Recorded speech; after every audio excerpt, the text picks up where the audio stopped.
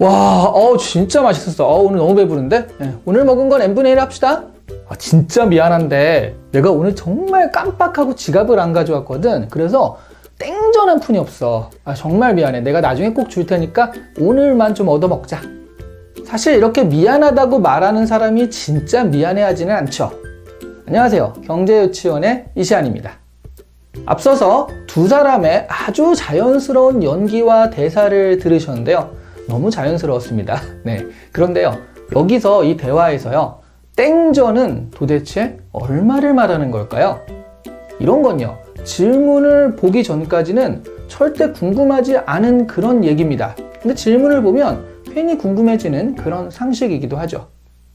땡전은요, 구한말 고종 때 발행되었던 당백전을 이르는 말입니다. 조선 후기에 가장 많이 쓰였던 화폐는 상평통보였어요. 당백전은 이 상평통보 가치의 100배, 손으로도 표현이 안 되네요. 10 곱하기 10 이렇게 100배에 해당한다고 해서 당백전이었죠. 이 화폐의 등장은 당시 사회에 엄청난 충격이었습니다. 가령 만원짜리가 가장 보편적으로 쓰이는 화폐인 시대에 갑자기 100만원짜리 화폐가 등장한 셈이거든요.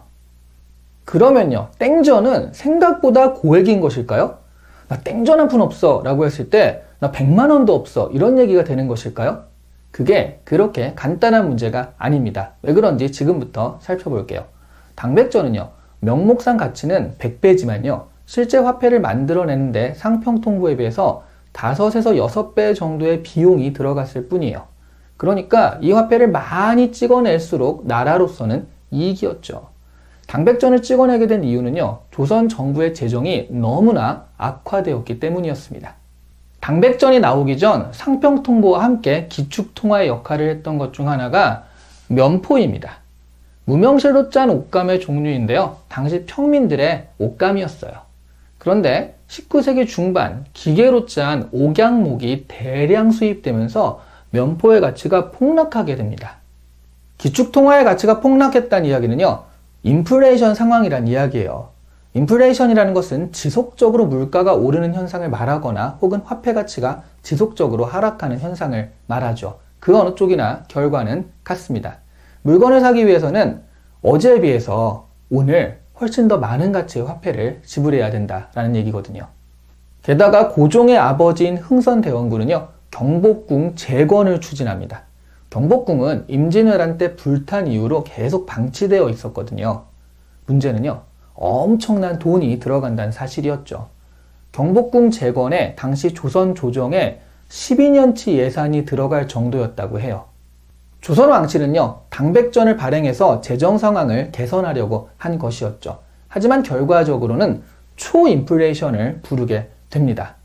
지금 이 사진은 뭐냐면 베네수엘라에서 있었던 초인플레이션을 표현한 사진인데요. 바나나 한 개를 사려면 이 정도의 지폐가 필요했었다라는 얘기예요. 그만큼 초인플레이션은 화폐 가치의 폭락을 동반하게 됩니다. 당백전이 풀리기 전에 시중에 있던 상평통보의 총액은요, 1천만 냥 정도로 추정이 되었는데요. 당백전이 풀린 게 1600만 냥 정도가 풀렸거든요. 그러니까 단숨에 시중 유동성이 2.5배가 된 거예요. 화폐 가치가 폭락하니까 시중에서는요, 화폐를 받지 않고 당신 근처에 당근마켓으로, PPL 아닙니다. PPL이었으면 좋겠네요. 어쨌든 이웃과의 물물 교환으로 경제 행위가 이루어지기도 했다고 합니다. 시중에서는요, 이런 사태를 초래한 당백전에 대한 불신이 남달랐습니다. 화폐가 가치가 있으려면요, 금화처럼 실물 자체가 액면가 정도의 가치가 있거나 아니면 화폐처럼 국가의 강력한 보증이 있어야 하는데요. 조선 왕실은 조세를 받을 때 당백전을 안 받았어요. 화폐 가치를 보증해야 하는 조선 왕실부터가 당백전을 불신하는 상황인 거죠. 그래서 당백전은요, 나중에는 철저하게 외면당하게 됩니다. 액면만 크지 실제로 당백전을 쓸 수가 없게 되는 거죠. 받지를 않으니까요. 이 당백전을 당시에는 땅돈이라고 불렀고요. 그게 변해서 땡전이 된 것입니다. 그래서 땡전 한 푼 없다는 말은요, 이 빌어먹을 당백전 하나 없을 정도로 가난하다라는 뜻이 된 겁니다. 당백전으로 인한 인플레이션을 수습하고자 조선 왕실은 재정을 거의 탕진하게 되고요. 재정 부족에 시달리게 됩니다. 임오군란이라고 들어보셨죠? 1882년에 일어난 90군데가 일으킨 병난이잖아요.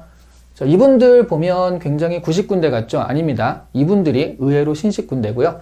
이분들이 바로 90군데거든요. 이 90군데가 왜 병난을 일으켰느냐? 임금을 지급하지 않아서, 제대로 지급하지 않아서라고 우리가 배웠잖아요. 왜 임금을 지급하지 못했냐라고 하면 바로 이런 사건들 때문에 재정이 파탄난 상태여서 그랬습니다. 이런 경제적인 재앙 상황은요, 당시에 군비를 충당할 수 없게 만들었고요. 그래서 약화된 한국 군대의 힘은 결국 외세를 막을 수 없을 지경이 됩니다. 만약 재정관리를 잘해서 어느 정도 조선의 군사력을 유지했다면 역사는 조금 바뀔 수도 있었을까요? 역사를 아시는 분은 아시겠지만 임오군란이 외세가 끼어드는데 하나의 도화선 역할을 했다라는 평가가 많죠. 거기에 대해서는 그래도 여러 가지 의견이 있을 수는 있겠지만 적어도요, 땡전이 우리에게 암울한 역사를 만드는데 큰 일조를 했다는 것은 이견이 없는 것 같습니다. 여기서 우리가 주목할 포인트는요, 인플레이션은 여러 가지 원인이 복합적으로 모여서 발생을 하지만 가장 큰 원인은요, 시중의 통화량 증가 때문이라는 점이에요.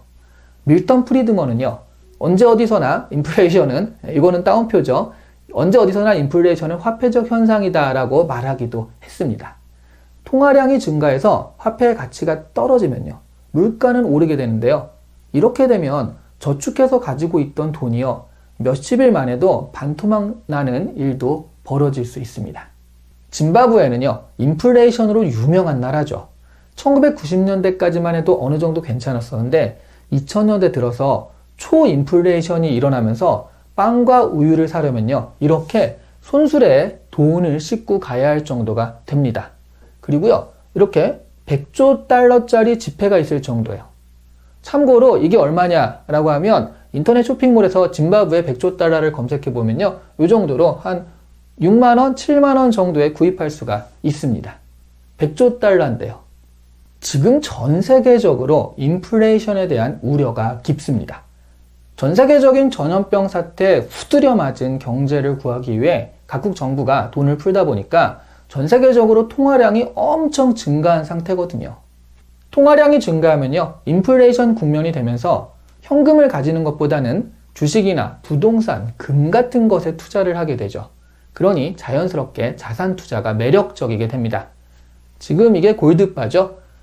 이거 뭐 다도 아니야. 그냥 골드바 하나만 가져봐도 좋겠다라는 생각이 드네요. 갑자기 현타가 골드바 초콜릿이라도 하나 사 먹어야겠습니다. 그런데 반면에 인플레이션이 나타나면요, 각국 정부는 인플레이션을 잡기 위해 금리를 인상하는 등 경제를 쪼이게 됩니다. 그렇게 되면요, 빚내서 주식 투자를 하거나 부동산 투자를 한 사람들의 이자 부담이 엄청나게 되고요, 주식이나 부동산 가격은 하락하게 돼요. 지금은 바로 이런 경계선에 있는 셈이에요. 일단 당분간은요, 경제가 워낙 쪼그라들어 있기 때문에 금리 인상 없이 통화량을 푸는 방향으로 간다라고 하고 있죠. 자산 투자가 어느 정도 효율적일 것이다 라고 예측이 되는 지점인데요. 그런데 어느 순간 통화량을 줄이는 정책에 들어가면 자산이 폭락할 수도 있다라는 위기감이 공존하고 있는 상태입니다. 그런 지점은요, 분명히 한 번은 올 것이라고 하는데 그 지점이 어디일지 그리고 언제일지 계속 시장의 신호를 주의 깊게 살피셔야 할 것 같습니다. 오늘 이시안의 경제유치원은요, 우리나라의 당백전의 예를 들어서 인플레이션이 생기는 원인에 대해 알아보았습니다. 감사합니다.